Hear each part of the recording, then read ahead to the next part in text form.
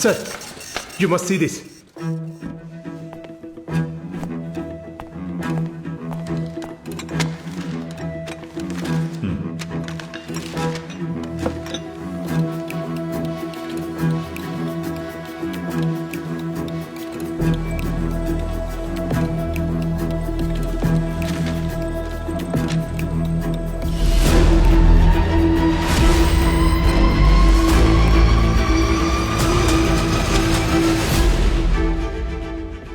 సాధారణ bank employee అకౌంట్లో 100 కోట్ల.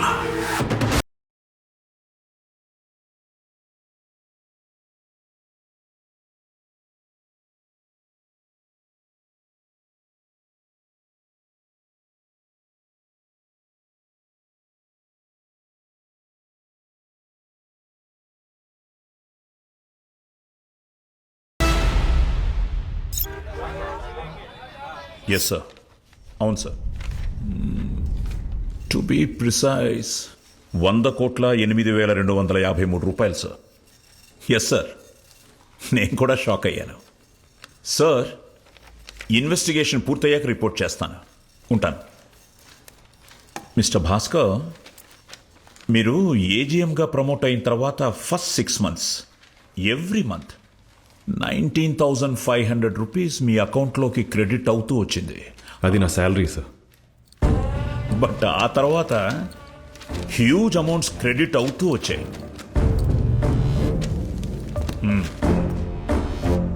మీ ఈ స్టేట్మెంట్స్ని ఎలా ఎక్స్ప్లెయిన్ చేస్తారు? జిఎం వినోద్ బెంగళూరు బ్రాంచ్ ఆపరేషన్స్లో బిజీగా ఉంటున్నాడు. సో అందుకని నీకు కొన్ని అడిషనల్ రెస్పాన్సిబిలిటీస్ అప్పచెప్పబోతున్నాను. Especially Harsha. He's a very valuable and trusted client of ours. తన వల్ల ఈ బ్యాంక్కి కొన్ని కోట్ల రూపాయల వ్యాపారం వస్తుంది. You have to take extra care and look after him. Sure sir. Good. Thank you sir. Okay, all the best. నా పేరు సూరజ్ సార్. గ్రోహై కంపెనీ నుంచి వస్తున్నాను. హర్షాబాయ్ మీకు ఇమ్మన్నారు. Katari bank BR sir. అసలు బిఆర్ అంటే ఏంటి సార్? బిఆర్ అంటే బ్యాంక్ రిసీట్. అదేరా, ఇప్పుడు మనలాంటి జనాలకి వ్యాపారాలకి బ్యాంకులు లోన్ ఇచ్చినట్టుగానే బ్యాంకులకు కూడా లోన్లు ఇవ్వచ్చు. 15 crores and 21 crores వర్త్ ప్లెజ్ చేస్తున్నారు సార్. దీనికి హర్ష మెహ్రాకి ఏం సంబంధం సార్? రిజర్వ్ బ్యాంక్ రూల్స్ ప్రకారం bank to bank direct transaction చేయడానికి లేదు. ఒక బ్రోకర్ అకౌంట్ ద్వారానే చేయాలి. ఆ బ్రోకరే మన బ్యాంకుకి హర్ష మెహ్రా. ఉదాహరణకి కటారి బ్యాంకుకి అప్పు ఇవ్వాలంటే మగధా బ్యాంక్ హర్ష మెహ్రాకి ఆ డబ్బు ట్రాన్స్ఫర్ చేస్తే హర్ష మెహ్రా ఆ డబ్బు కటారి బ్యాంక్ ట్రాన్స్ఫర్ చేస్తాడు. మళ్ళీ కటారి బ్యాంక్ అప్పు తీర్చేటప్పుడు ఆ డబ్బు హర్ష అకౌంట్కు ట్రాన్స్ఫర్ చేస్తే హర్ష ఆ డబ్బు మనకు తిరిగి కట్టేస్తాడు. ఇందుకు గాను హర్ష మెహ్రాకి 0.001% కమిషన్ ముడుతుంది. ఈ బిఆర్ వ్యాలిడిటీ 2 weeks మాత్రమే సార్. సో ఒక 2 weeksలో తిరిగి చేయాలి sure sir. With interest. Okay sir. Sir, అప్పుడప్పుడు లేట్ అవుతుంది, మీకు తెలుసు కదా సార్. తెలుసు, కానీ ఇక మీద జరగకూడదు. Thank you. ఏంటిది? A small gift from Harshabhai to bhabhi. భాబీ కోసం ఈ భయ్యా కొంటారులే తమ్ముడు. అలాగా సార్, ఇది క్లయింట్ మేనేజర్ రిలేషన్షిప్ కోసం. సూరజ్ మీ క్లయింట్స్ బాగున్నప్పుడు గిఫ్ట్స్ ఇస్తారు, తేడా వస్తే కంప్లైంట్స్ ఇస్తారు. 3 నెలల క్రితం గ్రౌండ్ ఫ్లోర్లో కొందరు బలయ్యారు. చచ్చా, మేము అలా కాదు సార్. అసలు నేను అలా కాదు. 2 weeks sir. Thank you sir.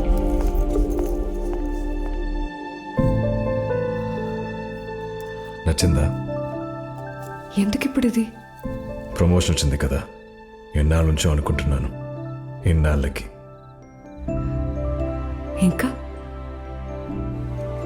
ఇంకా నీ హోమ్ ఫుడ్స్ బిజినెస్కి పెట్టుబడి కూడా రెడీ చేయాలి. ముందు నువ్వు ఆ లోన్ అప్లికేషన్ అన్నా ఫిల్ చేయి. ప్రమోషన్ వచ్చింది కదా.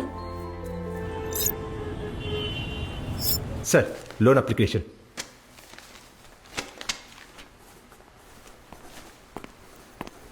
Good morning sir.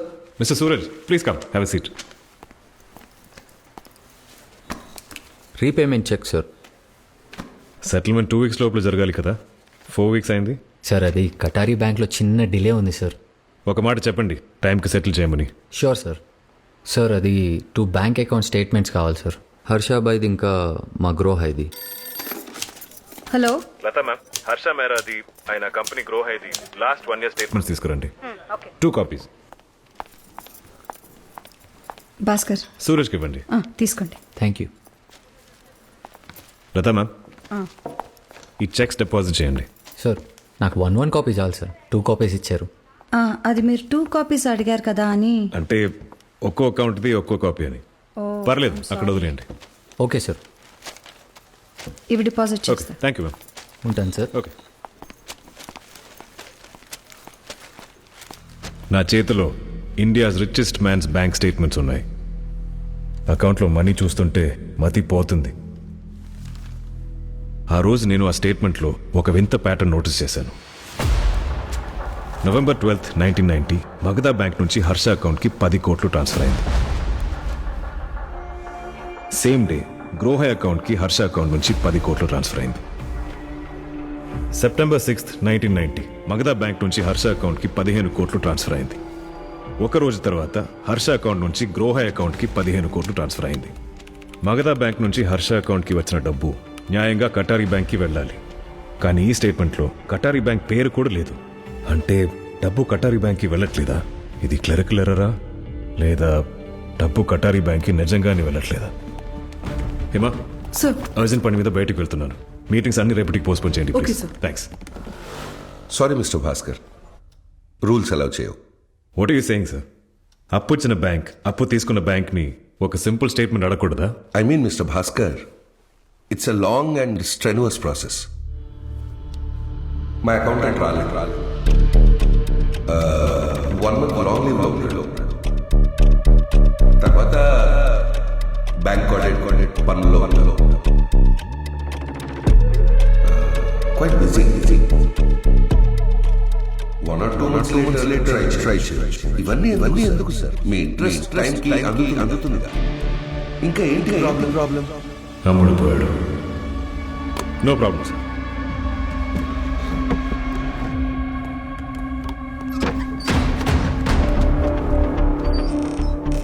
మొత్తం బ్యాంక్ని కొనేశాడు.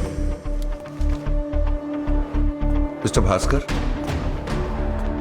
మీరు ఒకసారి హర్షభాయ్తో మాట్లాడితే బెటర్. ఏ? He'll take care of you. డబ్బు అయితే కటారీ బ్యాంక్కి వెళ్ళట్లేదు అని అర్థమవుతుంది. కానీ ఈ డబ్బుతో హర్ష మేర ఏం చేస్తున్నాడు? షేర్స్ రిగ్గింగ్ చేస్తుంటాడు సార్. షేర్స్ రిగ్గింగ్ అంటే?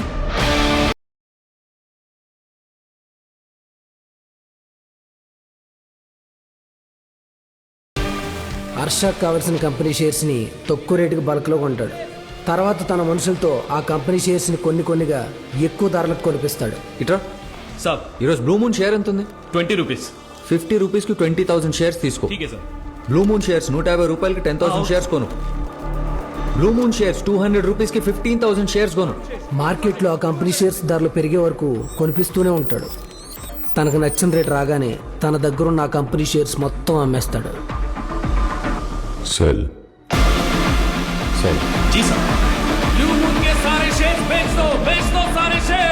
నాలుగు వారాల్లో 10 రెట్లకు పైగా ప్రాఫిట్ చేసుకుంటాడు. ఇది చేయటం ఇల్లీగల్, అయినా చేస్తాడు. కానీ అలా చేయాలంటే చాలా డబ్బు ఉండాలి సార్.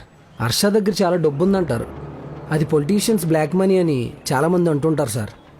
కానీ నాకు తెలిసి అండర్ వరల్డ్ మాఫియా సార్. బాయ్ దో బిస్కెట్. సార్ ఇంతకీ మీరెవరు సార్? హర్షకి అప్పిచ్చిన వాడిని. మాఫియానా? కాదు, బ్యాంక్. షేర్స్ రిగ్గింగే ఇల్లీగల్ అంటే ఒక బ్యాంక్ ఇంకో బ్యాంక్ ఇచ్చిన అప్పుని ఇలా షేర్ మార్కెట్లోకి డైవర్ట్ చేయడం ఇంకా పెద్ద క్రైమ్.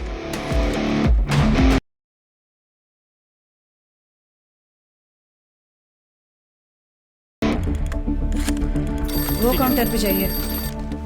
హలో లతా మ్యామ్, నేను భాస్కర్ని. భాస్కర్. చైర్మన్ సార్తో మాట్లాడాలి. ఆయన ఇంటి నెంబర్ కనుక్కొని చెప్తారా? కనుక్కుంటా. ఒక 15 minutes. Thank you. Hello Bhaskar, Suraj గారు వచ్చారు. మీ ఇంటి ఫోన్ నంబర్ అడుగుతున్నారు, ఇవ్వనా? వద్దు, first chairman sir contact number సంపాదించండి please. Okay Bhaskar. Thank you ma'am. ఈరోజు స్కూల్లో మీ అబ్బాయి ఏం చేశాడో తెలుసా? ఏం చేశాడు? వీడి ఫ్రెండ్ అనూజ్ క్లాస్లో ఆకృతి అనే అమ్మాయి బ్యాగ్లోంచి చాక్లెట్ కొట్టేశాడంట. వీడది చూశాడని సగం చాక్లెట్ ఇస్తాను, టీచర్కి చెప్పొద్దు అని అన్నాడంట. వీడు సిగ్గు లేకుండా ఆ సగం చాక్లెట్ తీసుకొని తింటున్నాడు. ఎందుకు నాన్న అలా చేశావు? టీచర్కి చెప్తే చాక్లెట్ ఆకృతికి ఇప్పించేసేది. అప్పుడు నాకేం వస్తుంది? అనూజ్ మాట విన్నా కాబట్టి సగం చాక్లెట్ వచ్చింది. నీకు బాగా బలిసిందిరా. రే ఆగు, రే కార్తిక్, రే ఏయ్, సంగతి చెప్తాను. టీచర్కి చెప్తే నాకేం వస్తుంది? అనూజ్ మాట విన్నా కాబట్టి సగం చాక్లెట్ వచ్చింది. హలో భాస్కర్, రాసుకుంటావా చైర్మన్ గారి ఇంటి phone number? Latha ma'am, Bhaskar. Suraj ఇంకా ఉన్నాడా? ఇక్కడే కూర్చున్నారు. మా ఇంటి నంబర్ ఇవ్వండి.